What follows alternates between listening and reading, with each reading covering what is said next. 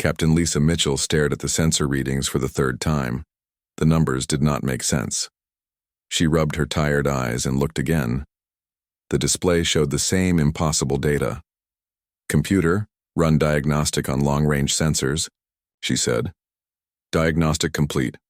All systems working normally," the artificial voice replied. Lisa sat back in her command chair aboard Aurora Prime, Earth's largest orbital defense station. For 15 years she had watched the empty space beyond the solar system. Nothing ever came from that direction. Nothing except asteroids and cosmic dust. But today was different. "Commander Walsh, come take a look at this," Lisa called to her second officer. Dan Walsh floated over in the low-gravity section of the station. His face showed concern as he read the display. "Captain, this signature is enormous. What could be that big?" Lisa shook her head. "I have no idea, but it is moving toward Earth at incredible speed. The object appeared on their sensors 2 hours ago." At first, Lisa thought it was a computer error. Space was empty in that direction. The Kepler belt marked the edge of known space. Beyond that, human ships had never returned. "Run another scan. Full spectrum this time," Lisa ordered. Dayside sensors hummed to life. Advanced instruments built by Earth's best scientists swept across the darkness. The readings came back stronger than before. Something massive was approaching Earth, something that should not exist. "Captain, I am getting energy readings that are off the charts," Dan said. His voice was tight with worry. "Whatever this is, it has power sources we have never seen before." Lisa felt a chill run down her spine. First contact protocols existed for this situation, but those protocols assumed aliens would announce themselves. This object moved silently through space, giving no signals or messages. "Alert Admiral Parker. Immediately," Lisa commanded. "Tell him we have an unknown contact approaching Earth." Within minutes, Admiral John Parker's face appeared on the main screen. His gray hair and stern expression made him look older than his 60 years. Parker had commanded Earth's defenses since the early days of space exploration. "Captain Mitchell, report," Parker said. "Admiral, we have detected a large object moving toward Earth from beyond the Kepler belt. Energy signatures are unlike anything in our databases. The object will reach Earth orbit in 6 hours. Parker frowned. "Any communication attempts?" "None, sir. The object maintains complete radio silence. Keep monitoring. I am scrambling the defense fleet. Under no circumstances allow that object near Earth until we know what it is." The screen went dark. Lisa turned back to her instruments. The mysterious object continued its approach. With each passing minute, the readings became more strange. "Captain, look at this," Dan said. He pointed to a new display. "The object is slowing down. It is entering a standard approach pattern." Lisa leaned forward. The object's behavior suggested intelligence. Random space debris did not follow traffic patterns. Only ships with pilots did that. "Sir, I am detecting hull markings," came a voice from across the bridge. Lieutenant Kate Brown operated the visual scanners. Her young face showed excitement and fear. "Put it on screen," Lisa ordered. The main display flickered. A shape emerged from the darkness of space. Lisa gasped. The hull was sleek and strange, covered in patterns that hurt her eyes to look at. But on the side, faded but still visible, were letters and numbers she recognized. UES Horizon. "That is impossible," Dan whispered. Lisa knew he was right. The Horizon had vanished 15 years ago during a deep space mission. The ship and its crew of 37 had never returned. Earth had declared them lost with all hands. But this ship looked nothing like the Horizon she remembered. The basic shape was similar, but everything else had changed. Smooth curves replaced hard angles. The hull seemed to flow like liquid metal. Strange symbols covered the surface alongside the familiar Earth lettering. "Captain, incoming transmission," Kate announced. "Put it through." The screen changed. A man's face appeared. Lisa recognized him immediately, though he looked different. Commander Kevin Ross had been the Horizon's navigation officer, but his eyes had changed. They held a depth that seemed almost alien. "Earth Defense Command, this is Kevin Ross of the UES Horizon requesting permission to approach," he said. His voice sounded calm but strange. Lisa found her voice. "Commander Ross, this is Captain Mitchell. We thought you were dead. Where have you been for 15 years? Kevin smiled, but the expression did not reach his eyes. "We found them, Captain. We learned from them. Earth is no longer defenseless." Before Lisa could respond, the transmission ended. The horizon hung in space, waiting for permission to approach Earth. Its strange hull seemed to pulse with inner light. Admiral Parker's voice crackled over the communication system. "All ships maintain defensive positions. Do not allow the horizon to approach Earth orbit." Lisa watched as Earth's defense fleet surrounded the mysterious ship. 12 destroyers and 4 battleships took position around the horizon. Their weapons were armed and ready. But Lisa felt a growing certainty that their weapons would be useless against whatever the horizon had become. The ship radiated power beyond anything Earth possessed. Its very presence seemed to bend space around it. "Captain, the horizon is requesting docking permission at Aurora Prime," Kate reported. Lisa looked at the alien-human hybrid floating in space near her station. 15 years ago, 37 humans had left Earth aboard a simple exploration vessel. Now 12 had returned in something that defied understanding. "Denied," Lisa replied. "Maintain position and await further orders." The horizon made no protest. It simply waited in the darkness, patient as death itself. Lisa could not shake the feeling that everything was about to change. The empty universe had suddenly become very crowded, and Earth was no longer alone. 3 days passed before Admiral Parker allowed Kevin Ross and 2 crew members to board Aurora Prime. They came in a small shuttle that moved without visible engines. Dr. Amy Chen watched them dock through the observation port. The 3 figures that stepped off the shuttle looked human at first glance, but Amy noticed how they moved. Their steps were too smooth, too precise.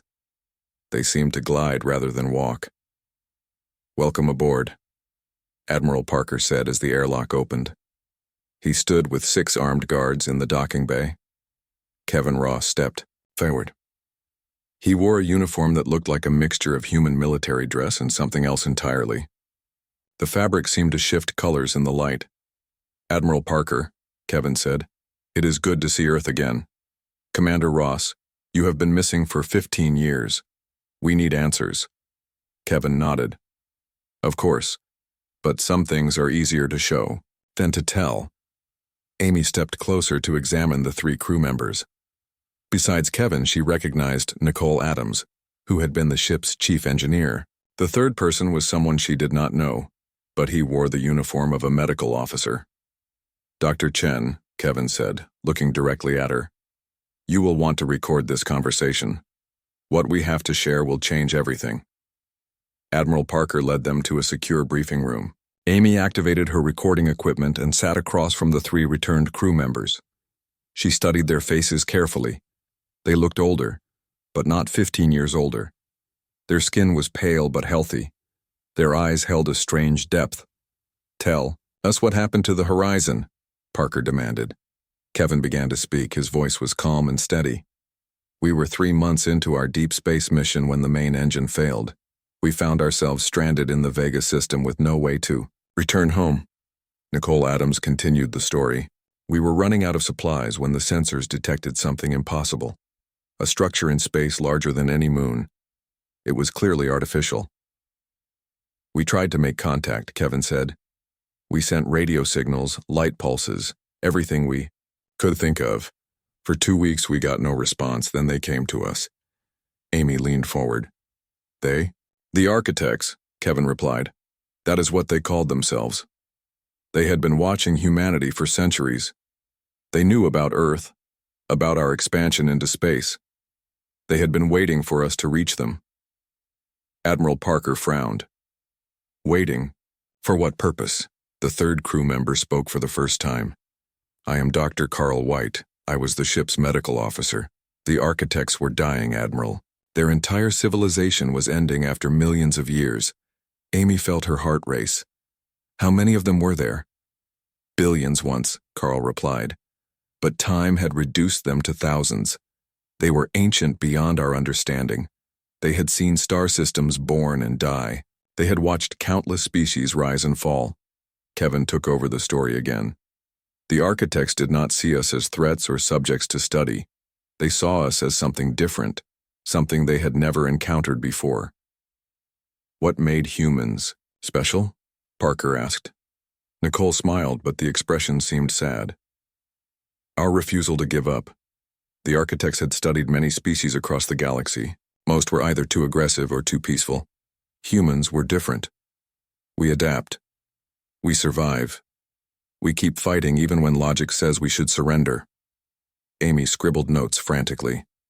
They made contact with your entire crew? Yes, Kevin said. They showed us their history, millions of years of knowledge and technology. They had mastered forces we cannot even name. But they were tired, Dr. Chen. They had lived too long and seen too much. Carl continued. The architects made us an offer. They could repair our ship and send us home with basic improvements, or we could stay and learn from them, become bridges between human and architect knowledge. The entire crew voted to stay, Nicole said. All 37 of us wanted to learn what they could teach. Parker shifted in his chair. But only 12 of you returned. What happened to the others? The three exchanged glances. Kevin spoke carefully. The process of learning was not simple. The architects did not just share information. They shared consciousness itself. The knowledge transfer required merging human minds with architect understanding. Amy felt a chill. Merging how? Neural integration, Carl explained.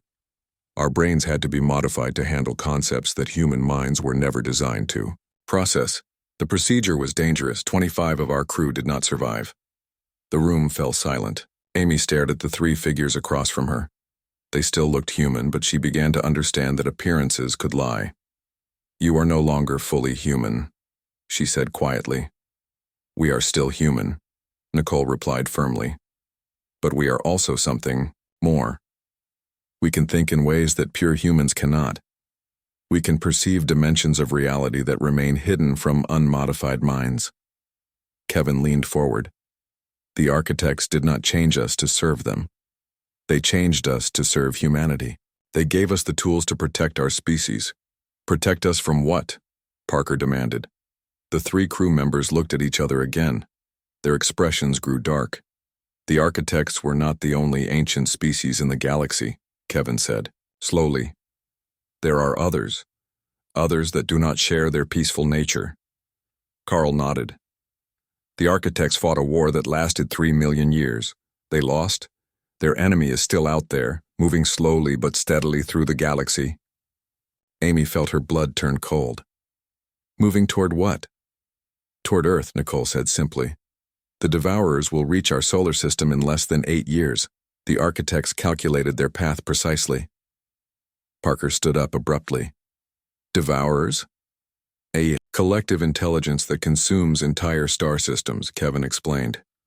They convert matter and energy into more of themselves. They have destroyed 17 civilizations in this galactic arm alone. Amy stared at her notes. First contact with a friendly alien species should have been humanity's greatest moment. Instead, it came with news of approaching doom. The architects spent their final years preparing for this moment, Carl said. They knew they could not stop the Devourers, but they believed a younger species might find solutions that escaped their ancient thinking. Kevin stood and walked to the observation window. He stared out at Earth, beautiful and blue in the darkness. We did not return home to share wonders, Admiral. We returned to prepare for war. The Global Defense Council met in an underground bunker beneath Geneva. Representatives from every major nation sat around a circular table, their faces grim. Admiral Parker stood at the center, presenting data that challenged everything humanity thought it knew about the universe. The demonstration was recorded by 17 different satellites, Parker explained. The horizon eliminated a 2-kilometer asteroid without using any recognizable technology. The energy readings suggest they have access to power sources we cannot begin to understand. President Maria Santos of the United Earth Alliance leaned forward. Admiral, are you telling us that 12 humans returned from space with the ability to rewrite physics? That is exactly what I'm telling you, Madam President. General Liu Jiang, commander of the Asian Defense Force, shook his head. This could be an elaborate hoax. Perhaps the asteroid was destroyed by conventional weapons we did not detect. Dr. Susan Wright, Earth's leading physicist, spoke from her seat near the wall. General, I have analyzed the sensor data personally. What the Horizon accomplished is impossible according to our current understanding of science. They manipulated matter at the quantum level without any visible energy source. Parker activated the main display. An image of the Horizon appeared, its strange hull patterns shifting in the light. The technology is real. But according to Commander Ross, it comes with a warning. The aliens who gave humanity these abilities were fleeing from something. Fleeing from what? Asked Prime Minister James Wilson of the European Federation. Parker took a deep breath. An enemy they called the Devourers. A collective intelligence that has been consuming civilizations for millions of years. The room fell silent. Parker continued his briefing, explaining what the Horizon crew had learned during their 15 years with the architects. The Devourers move slowly through the galaxy, converting entire star systems into more of themselves. They have already destroyed 17 civilizations in our local arm of the galaxy. Colonel Paul Davis, Earth's chief military strategist, studied the star charts on his tablet. How long do we have? According to architect calculations, less than 8 years, Parker replied. President Santos stood up. 8 years to prepare for war against an enemy that defeated a civilization with millions of years of advanced technology? Yes, Madam President. The representatives began talking at once. Voices rose in argument and disbelief. Parker watched the chaos and understood their reaction. The news was almost too large to process. A new voice cut through the noise. May I address the council? Everyone turned. Kevin Ross stood in the doorway, flanked by Nicole Adams and Carl White. They had not been invited to this meeting, but somehow, they had gained entry to the most secure facility on Earth. How did you get in here? General Zhang demanded. Security systems designed by humans pose no obstacle to minds enhanced by architect knowledge, Kevin replied calmly. President Santos gestured to the security guards, who had their weapons drawn. Let them speak. We need to hear this directly. Kevin walked to the center of the room. His modified eyes seemed to see each person with perfect clarity. You debate whether to trust us, Kevin said. You wonder if we are still human enough to be loyal to Earth. These are reasonable concerns, but time is a luxury we do not possess. Nicole stepped forward. The Devourers are not like any enemy humanity has ever faced. They do not negotiate. They do not retreat. They consume everything in their path and use it to grow stronger. Carl activated a device none of them recognized. The air above the table shimmered, and a three-dimensional image appeared. It showed a star system under attack. This is what happened to the Kepler civilization, Carl explained. They had technology more advanced than current Earth science. They fought the Devourers for 300 years.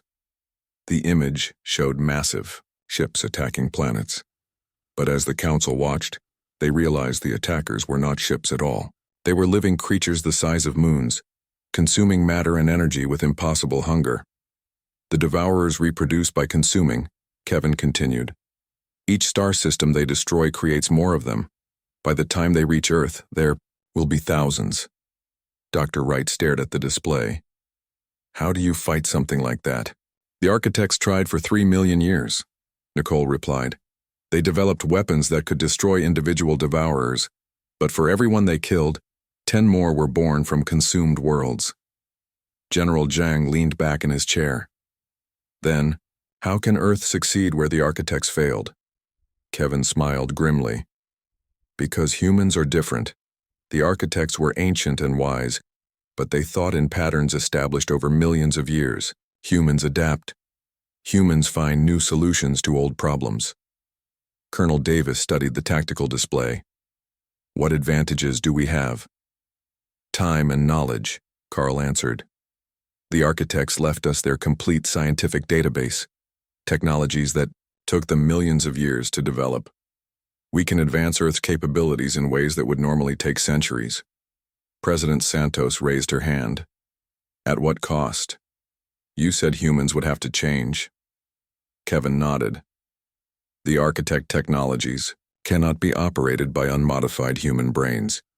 Neural integration is required. Some humans will not survive the process. How many? Asked Dr. Wright. Unknown, Nicole admitted. The process affects each individual differently. Of our original crew, 25 did not survive integration. The room erupted in argument again. Representatives shouted about the ethics of human modification and the risks of alien technology. Kevin raised his voice above the chaos. You have 8 years to decide. But understand this, the Devourers will not wait for you to reach consensus. They will arrive whether Earth is ready or not. Admiral Parker stepped forward. What exactly are you proposing? A volunteer program, Carl replied.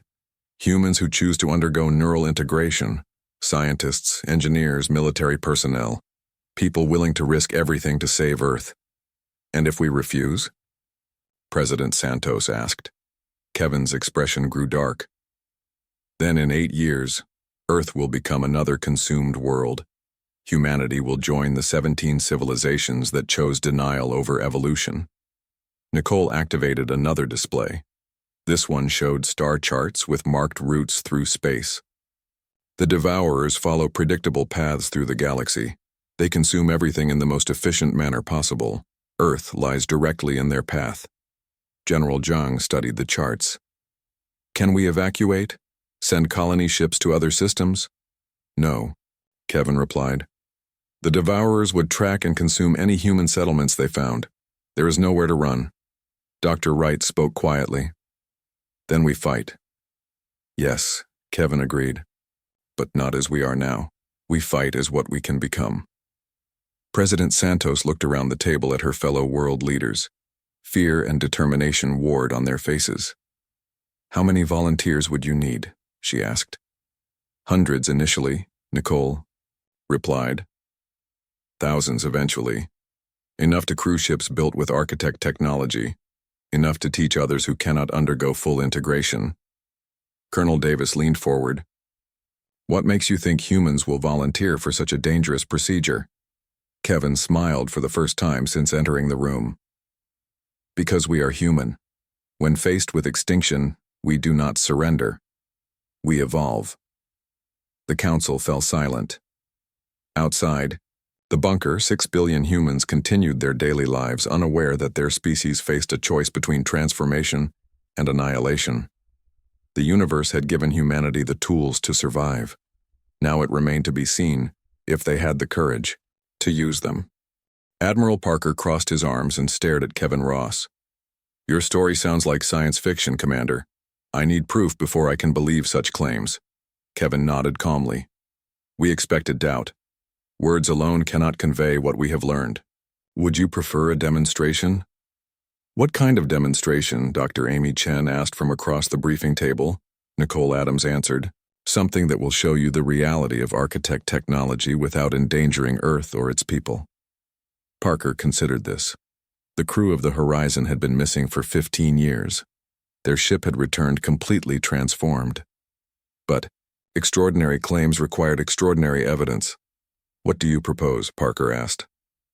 Kevin walked to the wall display and activated it with a gesture. Amy noticed he did not touch any controls. The screen simply responded to his presence. There is an asteroid cluster in the outer solar system that threatens the mining colonies on Europa, Kevin said. Asteroid designation KJ7739. Your scientists estimate it will impact the moon in 6 months. Parker knew about the asteroid. Earth's best engineers were working on a plan to deflect it using nuclear charges. The operation would take months to organize and execute.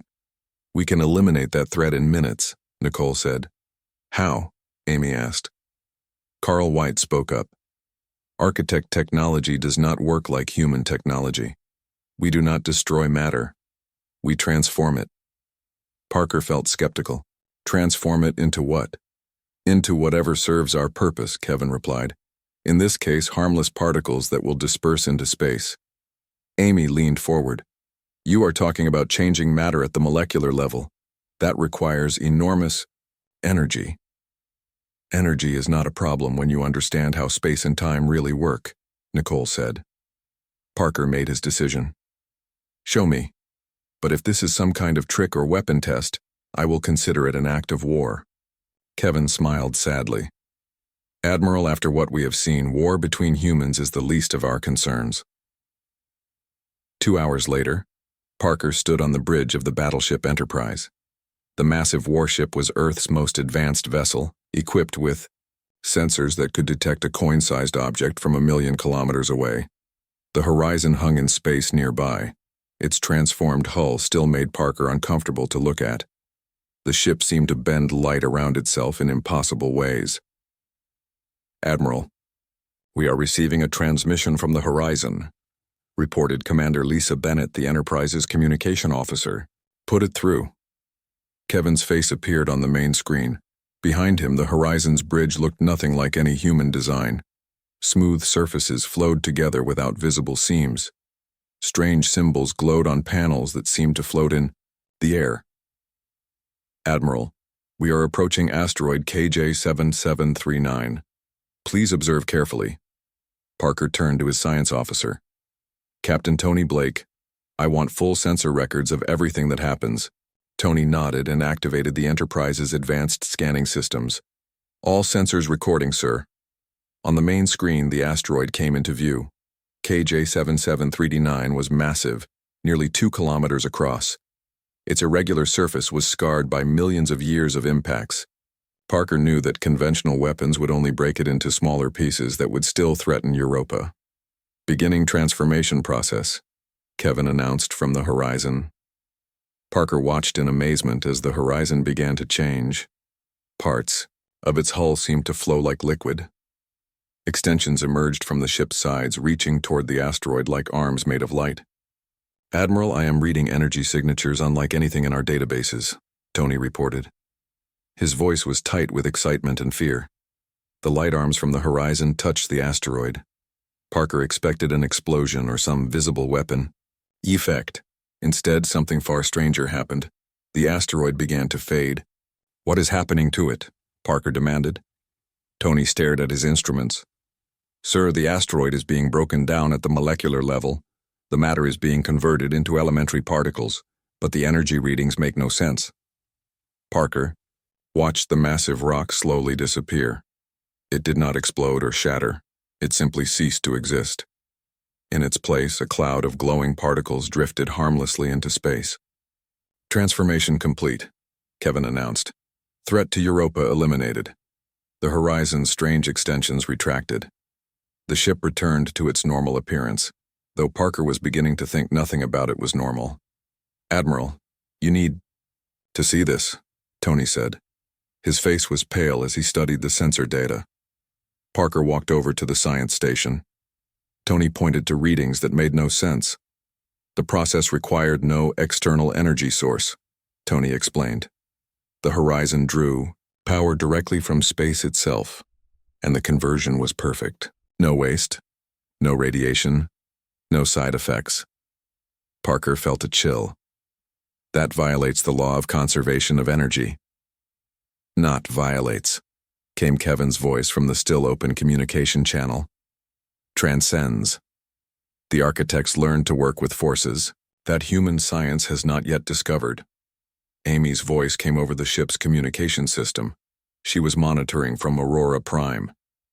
The implications are staggering. If they can manipulate matter and energy like this, they have access to unlimited power. Parker stared at the empty space where the asteroid had been. A threat that would have taken Earth's combined military months to handle had been eliminated in minutes. Kevin, how many ships like the Horizon could you build? Parker asked. That depends on how many humans are willing to undergo the transformation process, Kevin replied. The technology cannot be operated by unmodified human minds. Parker understood the implication. To gain access to this incredible power, humanity would have to change. They would have to become something more than human. Admiral, incoming priority message from Earth Command, Lisa announced. Admiral Helen Carter's face appeared on a secondary screen. She was Parker's superior and commander of all Earth Defense Forces. John, our satellites recorded the entire event. The Global Defense Council is meeting an emergency session. They want to know if what we just saw is real. Parker looked at the empty space where the asteroid had been. "It's real, Helen. God help us, it's all real." Kevin's voice interrupted. "Admiral Carter, with respect, you have seen only the smallest demonstration of architect capabilities. The tools we possess could remake human civilization, but they come with a price." "What price?" Carter demanded. "The willingness to evolve beyond what we have always been," Kevin replied. "The question is not whether humanity can survive the coming threat. The question is whether humanity is brave enough to become what it needs to become." Parker stared at the horizon floating silently in space. The ship represented power beyond imagination, but it also represented change beyond anything humanity had ever faced. The universe had suddenly become a much larger and more dangerous place, and Earth's choices had become very simple: evolve or die. 6 months after the Global Defense Council meeting, Dr. Kate Miller stood in a medical facility that had not existed a year ago. The walls were covered with technology that seemed to grow rather than be built. Architect designs blended seamlessly, with human engineering creating something entirely new. "Are you ready?" asked Dr. Carl White, his modified eyes showing genuine concern. Kate nodded, though her hands shook slightly. "As ready as anyone can be for this." She was part of the first group of volunteers to undergo neural integration. 50 humans from around the world had stepped forward when the call went out. Scientists, engineers, military officers, and medical personnel, all willing to risk everything for humanity's future. The process took place in chambers that looked more like art than medical equipment. Smooth surfaces curved around integration beds, while patterns of light flowed across the walls like living circuits. "Remember," Nicole Adams said as she checked the monitoring equipment, "the integration will change how you think, but it will not change who you are. You will still be Kate Miller, but you will also be something more." Kate lay down on the integration bed. Thin filaments emerged from the walls and touched her head with gentle precision. She felt a tingling sensation as the architect technology began to interface with her nervous system. "Beginning neural mapping," Carl announced. Kate felt her consciousness expand. New thoughts flowed through her mind, concepts that human language could not express. She saw mathematics that described the fundamental structure of space and time. She understood forces that held galaxies together and energies that could reshape matter itself. But through it all, she remained herself. The knowledge did not replace her humanity. It enhanced it. "Integration successful," Nicole said with relief in her voice. Kate opened her eyes. The world looked the same, but she perceived it differently. She could see energy patterns in the air, quantum fluctuations that had always existed but were invisible to unmodified human senses. "How do you feel?" Carl asked. Kate sat up slowly, "Like I can finally see clearly for the first time in my life." The integration process continued for weeks. Of the 50 volunteers, 43 survived with full enhancement. The 7 who did not survive had died peacefully, their brains simply unable to handle the expanded consciousness. Kate found herself working alongside Kevin Ross and the other Horizon survivors. Together, they began the massive project of preparing Earth for war. The first task was building new ships. Traditional human spacecraft were useless against the Devourers. Earth needed vessels that could manipulate space-time itself, ships that could think and adapt in real time. Kate stood in the orbital shipyard above Earth, watching the first new vessel take shape. The ship seemed to build itself, with components flowing together in patterns that defied conventional engineering. "It's beautiful," said Commander Mary Johnson, another integration survivor who had become the ship's designated pilot. The vessel bore no resemblance to human designs. Its hull shifted between solid and liquid states as needed. Energy conduits that looked like arteries pulsed with power drawn directly from the quantum vacuum. "What will you call it?" Kevin asked as he joined them. Mary smiled. "The Phoenix. Rising from the ashes of what we used to be." But ships were only part of the preparation. The enhanced humans began sharing their knowledge with the rest of Earth's population. Those who could not undergo full integration could still learn to operate architect-enhanced equipment. Dr. Susan Wright led a team of scientists studying the new physics the architects had revealed. "We're rewriting every textbook," she told Kate during one of their meetings. "Energy and matter are far more flexible than we ever imagined." The changes were not limited to technology. Human society itself began to evolve. The knowledge that extinction was approaching in less than 8 years created a unity Earth had never known. Nations that had been enemies for centuries began working together. Resources were shared freely. The old divisions between countries, races, and religions seemed insignificant compared to the threat facing all humanity. "We're becoming something new," Kate observed to Kevin as they watched construction crews building a new research facility. Enhanced and unenhanced humans worked, side by side, their differences forgotten in the face of their common goal. Kevin nodded. The architects hoped this would happen. They believed humanity's greatest strength was its ability to change when necessary. 2 years into the preparation, the first defense platform came online. It looked like a metallic flower floating in space, its petals able to focus energy across interstellar distances. The test firing was observed by representatives from every nation on Earth. The platform targeted a dead moon in the outer solar system. When the energy beam fired, the moon did not explode. It simply transformed into a cloud of beneficial elements that would eventually form new worlds. "We're ready to begin Phase 2, announced Admiral Parker from the command center. Phase 2 involved building an entire fleet of enhanced vessels and training crews to operate them. The enhanced humans worked tirelessly, their modified brains able to process information and learn skills at incredible speeds. Kate found herself teaching groups of normal humans how to interface with architect-enhanced systems. While they could not undergo full integration, they could still learn to work with the technology. "The key is not to fight it," she explained to a group of young engineers. "Architect technology responds to intention as much as instruction.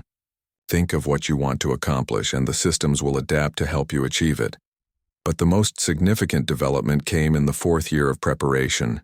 The enhanced humans made contact with the architect consciousness stored in the Horizon's quantum matrices. Kate stood with Kevin and Nicole in a chamber deep within the transformed ship. Around them, patterns of light formed shapes that seemed almost like faces. "Greetings, human architect hybrids," came a voice that seemed to speak directly to their minds. "We are the preserved consciousness of the Architect Collective." Kevin stepped forward. "We honor your sacrifice and your gift to humanity." "The gift was necessary," the architect voice replied. "We could not defeat the Devourers, but we hoped that a younger species might find solutions that escaped us." Nicole asked the question that had been troubling all of them. "How can we succeed where you failed?" "Because you are not bound by our limitations," the consciousness answered. "We were ancient and wise, but also rigid in our thinking. Humans possess something we lost long ago, the ability to take impossible risks and find unexpected solutions." Kate felt understanding flow through her enhanced mind. "You want us to do something the architects never tried?" "Yes. Rather than simply fighting the Devourers, you must find a way to change them, to break the cycle of consumption that has driven them for millions of years." The implications were staggering. Instead of destroying the Devourers, humanity would attempt to transform them. It was a solution that required both incredible power and impossible optimism. Exactly the kind of challenge humans had always excelled at meeting. In the 7th year of preparation, the first Devourer scouts appeared at the edge of the solar system. They were detected by early warning stations positioned beyond Pluto. The enemy had arrived ahead of schedule. Kate stood on the bridge of the Phoenix as it prepared to lead Earth's defense fleet into space. Around her, enhanced and unenhanced, humans worked together with perfect coordination. "All ships report ready," announced Commander Johnson. Through the view screen, Kate could see the approaching enemy. The Devourers looked like living storms, massive entities that seemed to consume light itself. But she felt no fear. Humanity had become something new in preparation for this moment. "This is Admiral Parker to all vessels," came the voice over the communication system. "Today we fight not just for Earth, but for every civilization the Devourers have consumed. Today we prove that evolution is stronger than destruction. The fleet moved forward into the darkness, carrying with it the hopes of humanity and the wisdom of the architects. Behind them, Earth watched and waited, transformed by the knowledge that sometimes the only way to remain human was to become something more. The universe was about to discover what happened when an unstoppable force met a species that refused to surrender.